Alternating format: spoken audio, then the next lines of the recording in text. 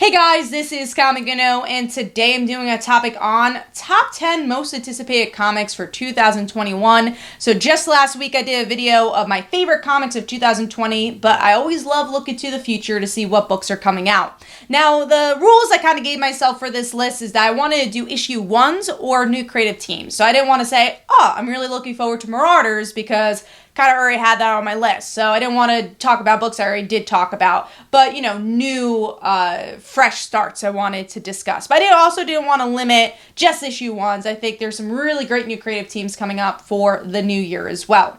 So let's get started. Number 10 for me is an Image comic book, and that is Radiant Black. I just love the description of this. So it's Invincible meets Power Rangers, and it's written by Kyle Higgins, who wrote Power Rangers. But also a nice twist of this one is that it's a 30-year-old main character. That's the lead. So with these franchises, Invincible started out as a teenager, Power Rangers started out as teenagers. So it's kind of nice to see a story that is an older character and how he deals with these responsibilities. Also, I've seen some previews in some Image comic books, and the artwork looks really good and kind of Saturday morning cartoon-like. So really looking forward to this one, and that is number 10. Moving on to number 9, which is Justice League, so the new Brian Michael Bendis series. I'm interested to see where Brian Michael Bendis is going to take it. What really intrigued me was the roster. So we get to see Naomi thrown in there. We have Wonder Woman's mother, and, love seeing Green Arrow and Black Canary. And definitely just want to see what Brian Michael Bendis will bring to the table as someone who's done a lot of team books like Avengers and X-Men. What is he going to do different with Justice League? And like I said, the team really intrigued me for this one. So that's number 9. Moving on to number 8, which is the new volume of Witchblade. So we've had some Witchblade here and there with a newer wielder, but I feel like that series just went on hiatus for a while. I don't really know what's going on with it, but now we do have the original wielder of Witchblade, which is Sarah, and she's back, and I'm stoked for it. I'm ready to see a reboot for this series, or I guess a sequel. I don't know if they're relaunching it. I don't really know what the vibe's going to be for it, but I just want to see that character again and her stories with a new voice, so it's going to really be fun to see Witchblade. And I like that they started this out with a Kickstarter, so the half issue is actually coming out through Kickstarter, and there's going to be one more opportunity after Kickstarter to get it, I think, through Comixox, and then after that, that's how you get the half issue, and I guess issue 1 will be through Diamond. But it's just kind of cool to see the different ways that comics are being distributed through 2020 and to the future. So, and obviously we're seeing bleed into 2021. So that's number 8. Moving on to number 7, which is Silk. So this is a series that actually was supposed to come out last year. Now it's coming out now because of COVID. And I miss Silk. I love Cindy. I think she's a great character, especially when they do stuff with the Daily Bugle and her supporting cast. So I hope we get to dive into that even more. And we get to learn even more about Cindy, her family, her past. So I'm just glad that she has a voice again and has an ongoing series again. So that's my number 7.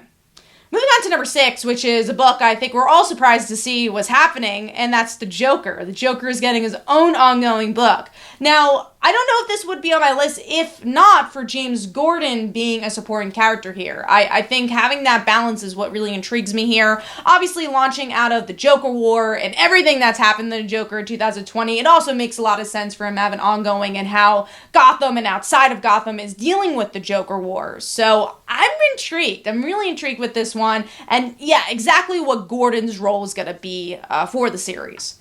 Moving on to number 5, which is another Bat title, that is Future State, Next Batman. I did a whole top 5 on my Future State books I'm looking forward to. But this one I'm most looking forward to just because of the introductions of new characters. We have the new Batman. What's his future going to be? I love myself some Batgirl, so that's a big reason that's here. So what is going to be the future of Bat Family? This is going to be a really big start to that. So that is number 5. Moving on to number 4, which is Nightwing issue 78. So this is a new creative team for Nightwing, and oh my god, I'm so excited for this book.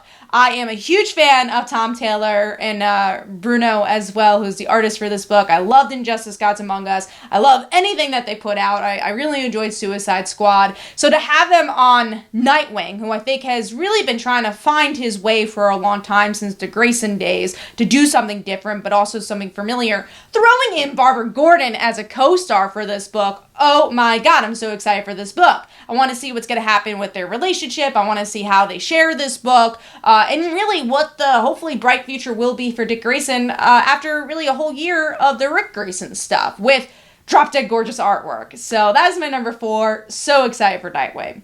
Moving on to number 3, which is Teen Titans Academy. Definitely very talked about that on this channel. And obviously I'm excited for the future state Teen Titans, but this is where all that's gonna kind of have this aftermath. Want to know who Red X is. I want to see how they bring in the new Teen Titans, even newer characters, maybe the ones we've already seen with Crush and all of them, Red Arrow, and how they can mix with Nightwing and Starfire and the rest of the old crew. So just so many great possibilities here, and I just think it's a theme slash really story beat that's going to be interesting. Having, we've seen it before. The X-Men, we've seen it with the Avengers. They've all been in an academy, but we never really seen it with the Teen Titans, and they make the most sense to be teaching because they're teenagers. So why not? And you have these adults who were Teen Titans and get it. So I think it's a really great concept, and that is my number 3. Moving on to number 2, which is King in Black tie-in, and that is the return of the Valkyries.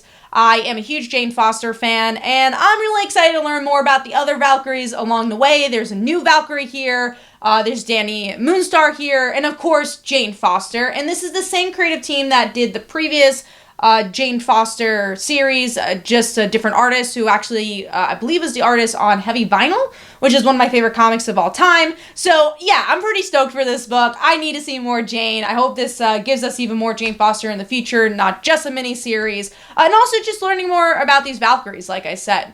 Moving on to my number 1 choice, which is another King in Black tie-in, actually, and that is Gwenom vs. Carnage. I have missed my Spider-Gwen. We have not had an ongoing for a couple of months because of COVID, and we're finally getting this mini-series. I believe it's 3 issues, and love the concept. First of all, just delving into the Venom side of Gwen even more, which has been a staple for the character for about 2 years now, and really digging into that mythos. But then also Mary Jane from Earth 65 getting involved. There's been so much unsaid and untapped with them. To have a whole miniseries and then throwing in Carnage with it, I can't wait. And I think there's just so many story potential and story possibilities with that. And I really hope it's a really great character-driven, action-driven issue that I think the premise has a big promise for. And the same, at least the same writer, I don't know if it's the same artist, but same writer who's doing, who did the previous volumes, which I really enjoyed. So I am stoked for this book. And that is my number 1 pick. Let me know in the comments below, what are the books you're most looking forward to for 2021? And it's going to be fun to see what kind of ends up on the top of the list once I read all these books. So thank you guys. This is Comic Uno. Definitely follow me on Twitter and Facebook. Go check out my comics like Father Like Daughter and They Call Her Dancer. And every Tuesday at 10 p.m. Eastern Time is Comic Book Weekly, where we discuss our favorite comics and comic book news. Thanks, guys. Bye.